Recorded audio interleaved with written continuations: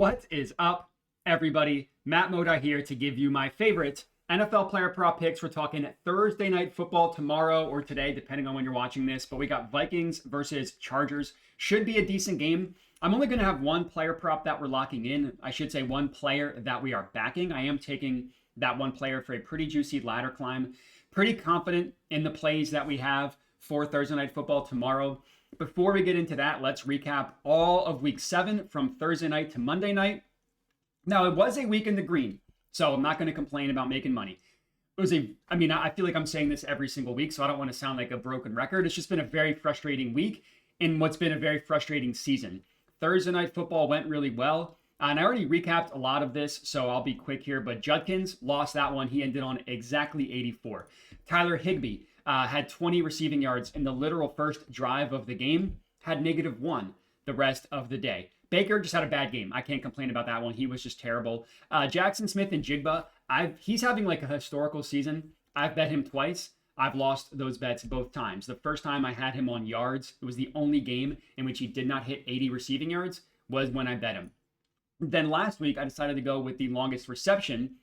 Monday night was the only night this year he did not record a 30-plus yard reception, but he did get 80-plus yards. So again, I'm just not able to get JSN on the right night. And then the Charbonnet, thought I got cute with the longest rush. Second time this season he's rushed for 12 or more yards as his longest rush. So all in all, week 7, we are up 0.85 units. Could have been a lot better if just like one thing went our way, but it didn't. And that's just the nature of the business. That's how it goes. That brings our total losses on the year to a very gross down 9.37 units. It was a horrific week 6 where we were down over 8.5 units. Still down since then, slightly more so breaking even outside of that week, but that week did happen. So hopefully, obviously we're not going to make everything back on one night, but hopefully we can have a good night. So I'll walk you through the play that I actually did lock in, and then I have some leans for you guys as well. The official play that we're locking in here is another receiving prop on Justin Jefferson. So I took him last week. I took him over 78.5 receiving yards. So I can't really complain because he ended on 79, but that one did cash out for us. And I think he's set up to have a much, much better game this week than he had last week. You look at the 4 games that he has played with Carson Wentz. It started in this Bengals game.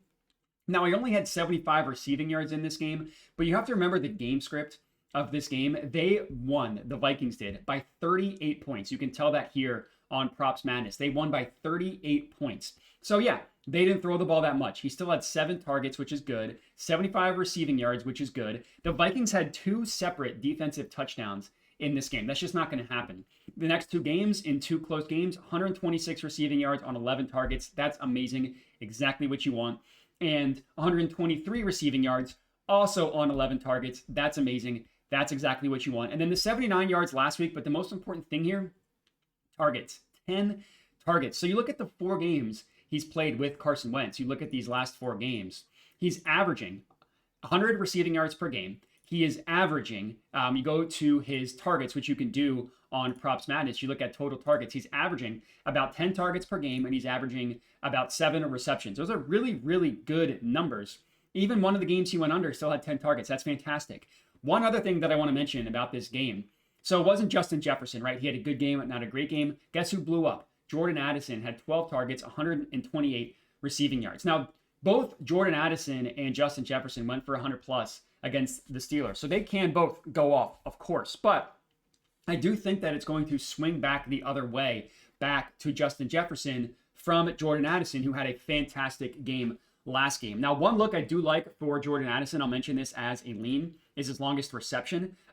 Carson Wentz loves to throw deep. Jordan Addison is a very good deep play guy. So you look at his over-under longest reception of 21.5. That's a pretty good number. He's gone over that 11 of his last 24 games. So the hit rate for that isn't amazing. Sometimes having good stretches over, having good stretches under. This year, every game played with Carson Wentz, he has gone over in 2 of 3. 81-yard reception on 8 targets.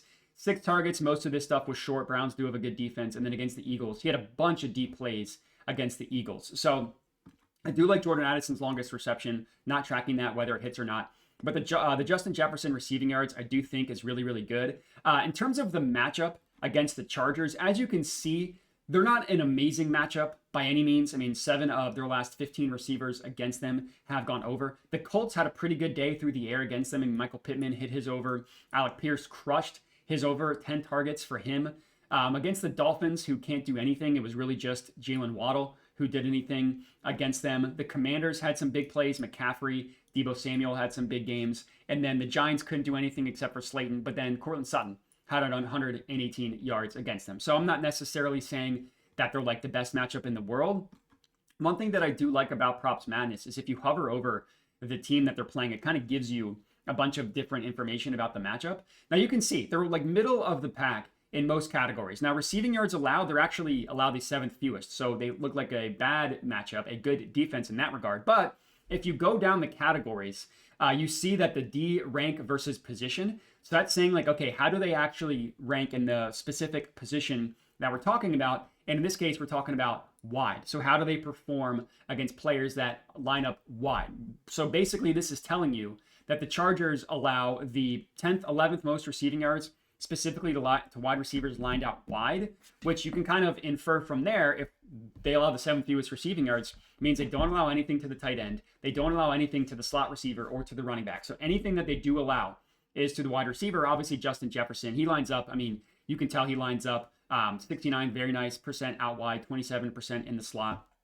So they do move him around a decent amount, but obviously 70% of the time he's lining up out wide. So the Justin Jefferson ladder I'm taking, I should have gone through the price. So as of right now, the official play that I locked in terms of the 1 unit play was this over 79.5 at DraftKings. You can still get that available. I would take -112, -115, and then I'm laddering him all the way up to 120 receiving yards, which you saw him do in both of these games towards the middle here against the Steelers and the Browns. So the full recap of everything that I am on is Justin Jefferson, 80 plus receiving yards, and then 90, 100, 110, and 120. Now I'm only putting 0.1 units on every single ladder climb. So from 90 up to 120, it's 0.1 each. I didn't want to have a ton on the ladder because, I mean, the ladder plays, I mean, everything's gone wrong this year, but the ladders haven't gone our way. I mean, -31% ROI, down 5 units. If I just didn't play any ladders, our profit would not be in the green, but it would look a lot better. So I'm not killing myself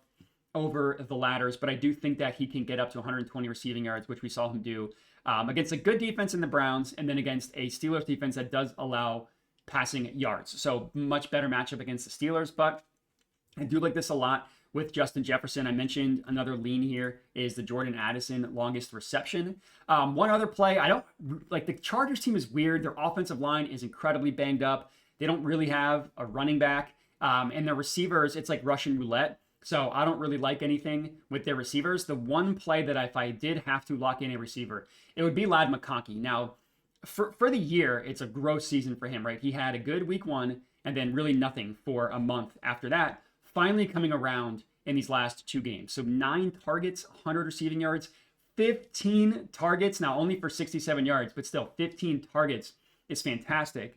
The Vikings generally have a good passing defense. We just saw them get lit up by the Eagles, and the Eagles haven't been able to pass on anybody. So I do think that the reason why I like Ladd McConkey the most is I just think his targets are the most reliable. Quentin Johnston missed 2 weeks ago, and then he came back, played 89% of the snaps, so he was healthy, but kind of back to what we're used to seeing with Quentin Johnston, which is a little bit more hit or miss, only caught 2 of his 6 targets. So he was awesome to begin the year, fantastic the first month, kind of come back down to earth since then. A lot of people are going to want to talk about Oronde Gadsden, who's been fantastic for the last 2 weeks. 8 targets, 9 targets for 164 yards. I personally am not chasing this rookie tight ends, especially one that's kind of got the athletic profile like Gadsden. Yeah, they're going to have these fantastic blow-up games. I've learned my lesson that it's not necessarily something you can just keep counting on. Mason Taylor for the Jets is the one who has kind of made me crystallize that belief. So don't like anything here really on the Charger side. It would be Ladd McConkey. I'm not making that an official play. Again, the only one that I am officially locking in is Justin Jefferson. Kamani Vidal, he's basically the only one left. We all know that their starter, Marion Hampton, is out. Their backup, Hassan Haskins, is also out. So it's really only going to be him, whether you want to take rushing at 55.5. I mean, he had a really good game against the Dolphins, who can't stop the run against anybody. The Vikings defense last week was kind of the opposite of how they've been, where they've been lit up on the ground. I mean, 143 to Bijan, 76 to Algier in the same game. Both Kenny Gainwell and the Steelers' backup running back performed well. Quinshon Judkins went for 100 plus against them. So if you think that they're going to be able to run the ball, their offensive line is just so banged up. And yeah, 20 yards on 9 carries, 2.2 yards per carry. That's not and like that could happen again. Basically, is what I'm trying to say. Even in a good matchup against the Vikings. So a lot of no touches here on the Chargers. The only really leans that I'd give out are Ladd receiving yards and the Addison longest reception. But the only thing that we are officially tracking here is this ladder on Justin Jefferson. If he just hits the 80 plus, we're making money. Anything he climbs after that is gravy. Let's hope all the way up to 120. We would really, really need that. We would love that. But that's all we got. So I appreciate everybody for watching. Make sure to like the video, comment, subscribe, all that good stuff. Check out the link to Props Madness in the description of the video. I kind of walked you through how I use them. You can look at a bunch of stuff. Very, very helpful tool. I also put a link to my Tails account, which is just where I send every play out. So, you know, I send plays out as I look at stuff over the course of the week. Then I record the video. Sometimes the odds are different. So if you want to lock stuff in before the odds change, you can do that by signing up for Tails. If not, no problem. Everything still comes out for free. Appreciate everybody for watching, and make sure to bet responsibly and have a good one.